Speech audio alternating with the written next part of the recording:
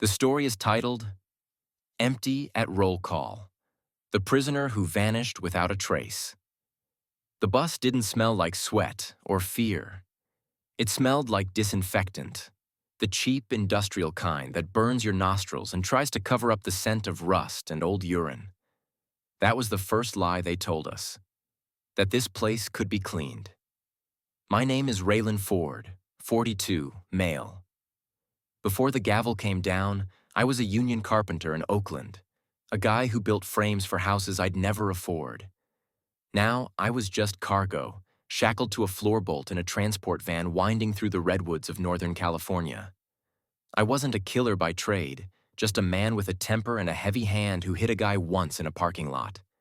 He hit the pavement harder. Manslaughter. 15 years.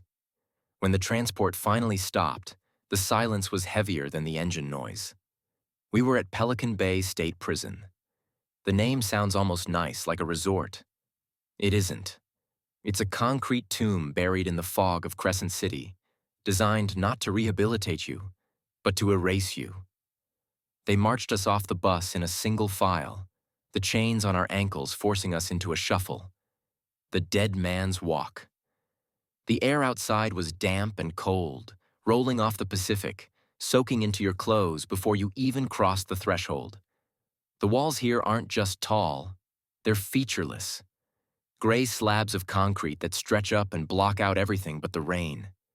There were no shouts, no banging of cups, just the mechanical buzz of electric gates sliding open and the heavy thud of them slamming shut behind us. Processing was a humiliating blur. Strip, squat, cough. Spread your cheeks, lift your sack. A guard named Officer Hargrove, 50s, male, a thick-necked guy with eyes that looked like they'd seen everything and hated all of it, tossed me a jumpsuit that was 2 sizes too small. "Welcome to the Bay, Ford," he grunted, not looking at me. "Don't get comfortable. Nobody stays comfortable here." They walked me to the SHU, the Security Housing Unit. At Pelican Bay, the SHU is the belly of the beast.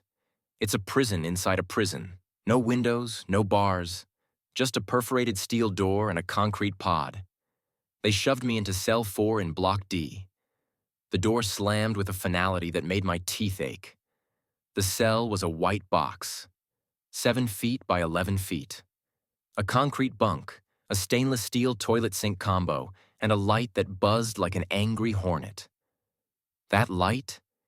It never really turned off. It just dimmed to a sickly twilight. I sat on the thin mattress, the smell of mildew rising from it, and stared at the wall.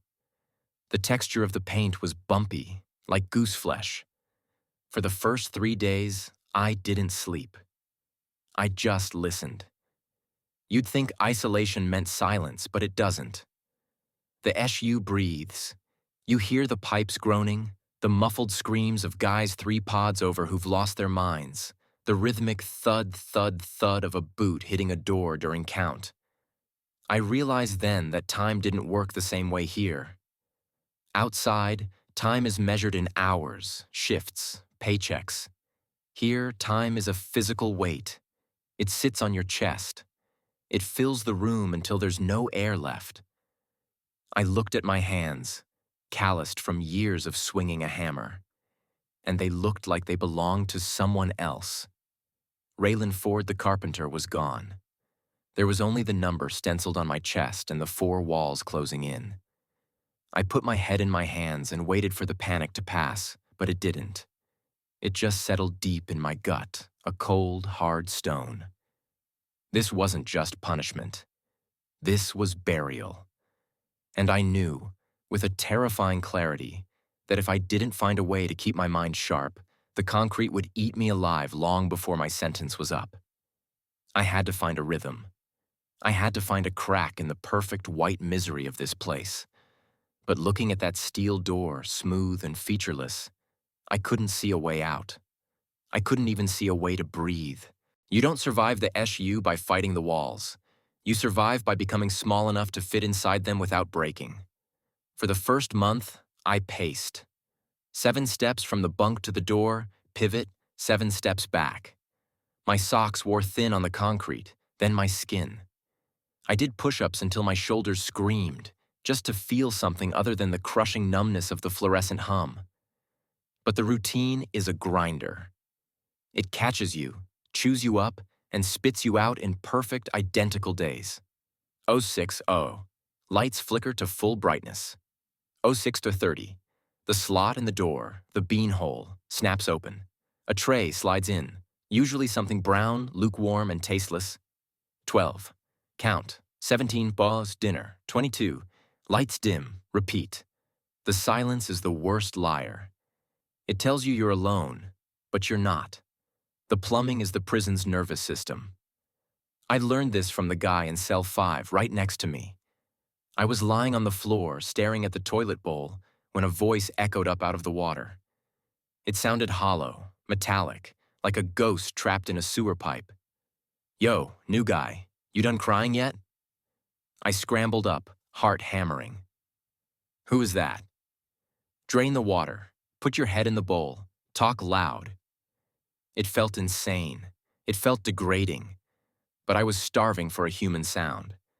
I flushed the toilet, bailed the remaining water with my cup, and stuck my head into the stainless steel bowl. "I'm here," I said, my voice booming in the pipes. "Name's Marcus Dillon. They call me Preach." The voice was raspy, older. "Welcome to the submarine, Ford." Preach had been in the SHU for 6 years. 6 years in a box. He taught me the economy of the buried. He taught me how to make a fish line by unraveling the elastic from my underwear and braiding it into a string. You attach a heavy object, a piece of wet soap, a button, and shoot it under the door gap when the guards are at the far end of the pod. You can slide notes, pills, even food to the next cell. "Don't let Hargrove see you fishing," Preach warned through the pipes one night. "He likes the extraction team, likes the gas." I started watching Hargrove. Being a carpenter, you learn to look at how things are put together, but you also learn to look for the stress points, the places where the wood is rotting, where the load is too heavy. Hargrove was a stress point. He was sloppy. He hated the paperwork. During the 14th yard transfer, he was always chewing on a toothpick, eyes half-lidded, bored out of his mind. Yard was a joke. It was a concrete pit with high walls and a mesh ceiling like a dog run. You got 1 hour, alone. No weights, no ball, just you and the damp ocean air filtering down through the grate. But the walk to the yard, that was the only time I saw the corridor. Every day, they cuffed me through the slot, opened the door, and walked me down the long, white hallway. I counted the steps. I counted the cameras. There were 3 cameras in Pod D. One at the entrance, one in the middle, one by the yard door. But I noticed something else. The door to the maintenance chase, the narrow service corridor running behind the cells for plumbing access, didn't have a digital lock. It had an old-fashioned key cylinder, a heavy Morton deadlock. The paint around the jamb was chipped. It was the only analog thing in a digital hell. "Hey, Preach," I whispered into the toilet a week later. "That maintenance door in the hall, who goes in there?" "Civilian contractors mostly. Plumbers. Why?" "Hargrove doesn't check it. He walks past it every time he takes me to the yard. He leans against it while he waits for the control booth to buzz the yard gate." "So? You're cuffed, Ford. You're in a belly chain. You gonna headbutt through a steel door?" "No," I said, looking at my hands. But I noticed something about the cuffs. They're old. The ratchets are sticky. It wasn't a plan yet. It was just a feeling, a carpenter's instinct that the frame wasn't square. I started testing the limits. When Hargrove cuffed me, I'd flex my wrists, creating a hair of space. I saved the grease from my dinner sausage, a tiny smear of fat, and rubbed it into the sheer bone of my thumb and wrist joint. Then came the test. It was a Tuesday. Raining hard outside, the sound hammering against the roof. The pod was restless. Guys were kicking doors. Hargrove was agitated, yelling at Preach to shut up. He came to my cell for yard time, yanked the cuffs tight, too tight, and dragged me out. Halfway down the hall, the control booth didn't buzz the yard gate immediately. Shift change or a glitch. We stood there. Hargrove leaned back against that maintenance door, sighing, looking at his watch. I stood 3 feet from him. My heart was a piston against my ribs. I greased my thumb against my palm. I twisted. The metal bit into my skin, tearing it, slick with sweat and fat. I felt the knuckle pop. Pain shot up my arm, white and hot. I stifled a gasp, but the cuff slipped. Just a fraction. It wasn't off, but it was loose. The buzzer sounded. The yard gate clacked open. Hargrove shoved me forward. "Move, Ford." I popped my thumb back into place with a sickening crunch as I walked into the rain. I didn't try anything. Not yet. I just needed to know if it was possible. That night, lying on my bunk, nursing a swollen hand, I realized the escape wasn't going to be about running. It was going to be about disappearing. That maintenance door led to the guts of the prison. And if I could get in there, I wouldn't be Raylan Ford, inmate. I'd be just another pipe in the wall. But I needed something to open that deadbolt, and I needed a distraction big enough to make Hargrove look the other way for 10 seconds. "Preach," I called into the bowl later, my voice trembling just a little. "I need you to start a war." Silence from the pipes. Then a low, dry chuckle. "What kind of war, Carpenter?" "The kind that brings the extraction team," I said. "The kind that makes a mess." It took me 3 weeks to turn the steel arch support of my left shoe into a key. Every night, under the cover of the ventilation hum, I worked the metal strip against the rough concrete of the floor. Scrape. Silence. Scrape. Silence. It was a maddeningly slow rhythm. I had to grind the edge down until it was thin enough to slide between a door jamb and a latch bolt, but strong enough not to snap under torque.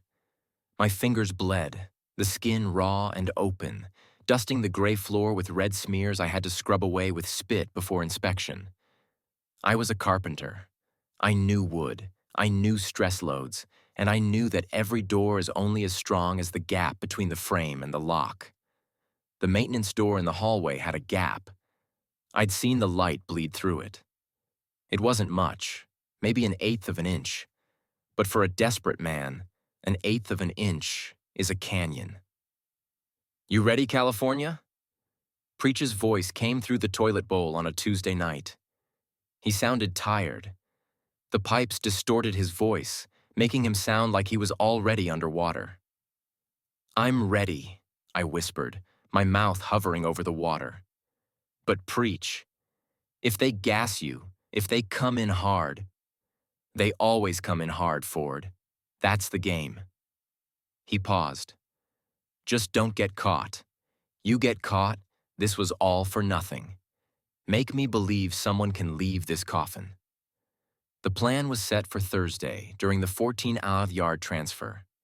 That was when the rotation was loosest, when the fatigue of the shift settled into the guard's bones. Thursday morning felt heavy. The air in the pod was static. I taped the metal shim to the underside of my wrist with a strip of elastic saved from my waistband, covering it with the long sleeve of my jumpsuit. It felt like a brand burning against my skin. 14. The lock clicked. Officer Hargrove opened the door. He looked worse than usual, eyes red-rimmed, smelling of stale coffee and agitation. He cuffed me through the slot. I did the trick, flexed the muscle, twisted the joint. The steel bit hard, but I kept the millimeter of slack I needed. "Let's go, Ford. I ain't got all day." We walked. The hallway was a white tunnel of fluorescent glare. My heart was beating so hard I thought he'd hear it echoing off the linoleum. We passed cell 5. I didn't look at the door, but I felt Preach behind it. 3, 2, 1. It started with a sound like a gunshot, a wet, heavy thud, then screaming. Not the usual prison shouting, but a guttural animal roar. Smoke began to curl from under the door of cell 5. Preach had shorted the power outlet with a wet blanket and lit his mattress. "Fire! Man down in 5! Fire in the pod!" The alarm screamed instantly, a deafening, pulsing klaxon that vibrated in your teeth. Hargrove flinched. He spun around, hand going to his radio, his back to me. "Control, we got smoke in D block. Pop the suppression." This was it. The world narrowed down to the back of Hargrove's neck and the maintenance door 3 feet to my right. I yanked my left hand. The thumb joint dislocated with a wet pop that made my vision swim with nausea. I bit through my lip to stifle the scream. The hand slid free, slick with sweat and blood. I didn't run. Running attracts the eye. I stepped. Silent. Efficient. Hargrove was screaming into his radio, distracted by the smoke billowing from Preach's cell. I turned to the maintenance door. I snapped the elastic, dropping the metal shim into my palm. I jammed it into the crack between the door and the frame, right where the tongue of the deadbolt bit into the strike plate. Push, wiggle, slide. The metal scraped against metal. A spark of resistance. I leaned my entire body weight into it, using the leverage of my shoulder. Click. The latch slipped back. The door groaned open just an inch. I looked back. Hargrove was turning. He'd realized the weight on the chain was gone. "Ford, you son of a—" I didn't wait. I slipped through the crack and pulled the heavy steel door shut behind me just as Hargrove's baton smashed against the other side. The impact rang like a bell, but the latch caught. I was in. Darkness. Absolute suffocating heat. The maintenance chase was a narrow throat of pipes, conduits, and dripping water. It smelled of sewage and rust. The only light came from the thin cracks around the utility panels far above. I leaned against the rough concrete wall, gasping for air, clutching my dislocated thumb. I had to put it back in. I grabbed it with my good hand, gritted my teeth, and pulled. The snap was loud in the small space. I nearly blacked out from the pain, sliding down the wall until my knees hit the grime of the floor. I sat there for a moment, shaking, listening to the muffled chaos on the other side of the wall, the shouting, the hissing of fire extinguishers, the boots running. I was out of the cell, but I wasn't out of the prison. I was in its intestines now. I looked up. The chase went vertical, a tangle of pipes rising 3 stories to the roof vents. The pipes were slick with condensation and wrapped in crumbling asbestos insulation. I wiped the blood from my hand onto my jumpsuit and reached for the nearest PVC drain pipe. It was warm. "Don't stop," I whispered to myself, the voice sounding strange in the cramped dark. "Move or die." I began to climb. The climb was a vertical tunnel of heat and asbestos dust. I wrapped my arms around a drain pipe wrapped in insulation, shimmying up inch by agonizing inch. My dislocated thumb throbbed with a pulse that felt like it was trying to push the bone back out of the skin, but the adrenaline turned the pain into a dull, distant noise. I could hear the chaos below fading, the shouting of the extraction team, the hiss of the fire extinguishers. I wondered if Preach was still breathing. I wondered if the fire had been enough to kill him, or if the gas would do it. The guilt hit me harder than the smell of the sewage leaking from the pipe joints. I had asked him to start a war, and he had burned his world down so I could find a door. That debt was something I'd carry heavier than any shackle. 20 feet up, the chase narrowed. A grate blocked the exit to the roof fan housing. I braced my back against the concrete wall and kicked upward with both feet. Once. Twice. The rusty bolts groaned. On the third kick, the metal sheared, and the grate clattered aside. I pulled myself up and rolled onto the roof. The shock of the cold was violent. After months in the climate-controlled tomb of the SHU, the damp, freezing air of Crescent City felt like a physical blow. The fog was thick, a heavy gray blanket rolling off the Pacific, swirling around the guard towers. It was the only reason I wasn't dead yet. The searchlights from the towers were cutting through the mist, but they were erratic, sweeping inward toward D-Block, toward the fire. They weren't looking at the roof. They were looking at the distraction. I stayed low, belly crawling across the tar paper gravel. My orange jumpsuit was a beacon, I had to move only when the lights swept away. The roof was a maze of HVAC units and vents. I scrambled toward the edge, toward the loading dock on the north side. I knew from the kitchen trustee's gossip that the laundry trucks ran late on Thursdays. I peered over the parapet. It was a 30-foot drop to the top of the Sally Port awning, then another 15 to the ground. Below, through the swirling mist, I saw the flashing lights of the fire trucks arriving at the gate. The chaos was spilling outside. The gates were open to let the emergency vehicles in. This was the needle I had to thread. I found a coil of heavy coaxial cable left by some maintenance crew years ago, zip-tied to a bracket. I stripped it loose, my fingers clumsy and shaking. I anchored one end to a vent pipe, tested the weight, and threw the coil over the edge. The descent was a blur of friction burns and terror. I slid too fast. The cable tore through my palms. I hit the awning of the Sally Port with a crash that sounded like a gunshot to my ears. I froze, pressing myself flat against the corrugated metal, waiting for the shout, the bullet. Nothing. Just the sirens wailing. The guards were swarming the inner perimeter. I dropped to the pavement behind a dumpster. A laundry truck was idling near the exit gate, its driver standing by the cab, watching the fire trucks rush in. The back door of the trailer was unlatched, just slightly ajar. I didn't think. I sprinted. 10 yards of open concrete. I expected the impact of a bullet with every step. I threw myself into the back of the dark trailer and pulled the door shut just as the truck's air brakes hissed. The engine rumbled. The truck lurched forward. I buried myself under a pile of canvas bags that smelled of bleach and other men's sweat. I lay there in the dark, shaking so violently my teeth chattered, clutching my mangled hand to my chest. We drove for an hour, maybe 2. I couldn't tell. I just felt the vibration of the road and the slow return of sensation to my freezing limbs. When the truck finally stopped and the driver killed the engine, I waited for 10 minutes of silence before I dared to move. I slipped out into the night. I was at a rest stop somewhere near the Oregon border.